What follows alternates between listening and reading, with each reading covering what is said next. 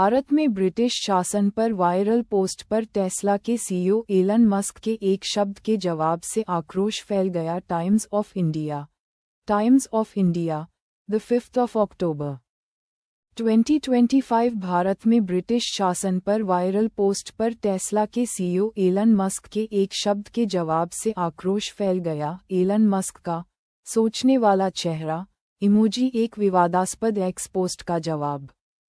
Elon Musk की x, जिसे पहले ट्विटर कहा जाता था, पर की गई पोस्ट बल्कि उस पोस्ट पर एक जवाब ने ऑनलाइन हंगामा मचा दिया है। X user Freedomain Stephen Molyneux Stefan Molyneux के साथ हाल ही में एक पोस्ट शेयर की थी जिसमें लिखा था, अगर भारतीय इंग्लैंड में कदम रखते हैं और अंग्रेज बन जाते हैं तो भारत में कदम रखने वाले अंग्रेज भारतीय हो गए, इसलिए अंग्रेजों ने भारत पर राज नहीं किया। टेस्ला के सीईओ एलन मस्क ने इस वायरल पोस्ट 2.26 करोड़ व्यूज पर सोचने वाले चेहरे वाले इमोजी के साथ प्रतिक्रिया दी, जिससे यूजर्स ने त्रुटिपूर्ण तर्क और विकृत ऐतिहासिक तथ्यों पर तीखी प्रतिक्रिया जाहिर की। भारत में ब्रिटिश शासन वाले पोस्ट पर मस्क का जवाब जल्द ही माइक्रोब्लॉगिंग प्लेटफॉर्म पर वायरल हो गया और अब तक इसे लगभग 1 करोड़ बार देखा जा चुका है। इस पोस्ट की आलोचना भी हुई और कई भारतीय यूजर्स ने इस टेक अरबपति को ये कहते हुए निशाने पर लिया कि उपनिवेशीकरण और आव्रजन एक ही चीज नहीं है। एलन मस्क को भारत विरोधी पोस्ट पर फटकार। मस्क की पोस्ट का जवाब देते हुए एक यूजर ने कहा, अगर आप असमर्थनीय का बचाव करना चाहते हैं तो ये स्वीकार करने का साहस रखें कि आप उपनिवेशवाद के पीछे छिपी नस्लवादी कट्टरता से सहमत हैं।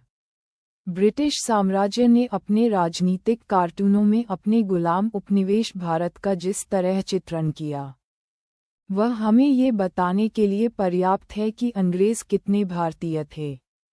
एक दूसरे यूजर ने कहा, ब्रिटिशों ने भारत के साथ जो किया उसकी तुलना किसी भी तरह से भारतीयों के ब्रिटेन में कानूनी आव्रजन से नहीं की जा सकती।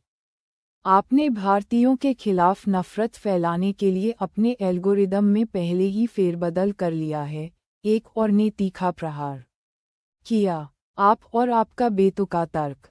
असली QED तब होगा जब ब्रिटेन में भारतीय ब्रिटेन की खरबों की संपत्ति लूटकर भारत भेजेंगे, ब्रिटेन की सत्ता पर कब्जा करेंगे, लोगों को गुलाम बनाएंगे और चर्चिल की तरह लाखों लोगों को भूखा मारेंगे, चौथे ने कहा।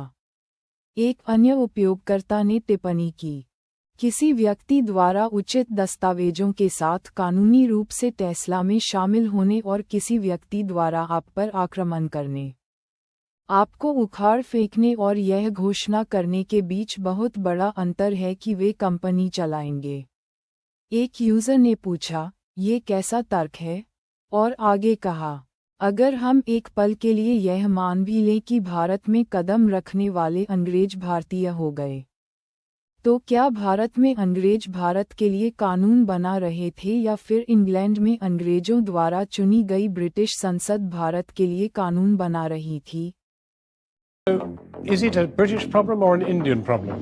No, I think it is a British problem. First of all, because there is so much historical amnesia about what the empire really entailed. The fact that you don't really teach colonial history in your schools.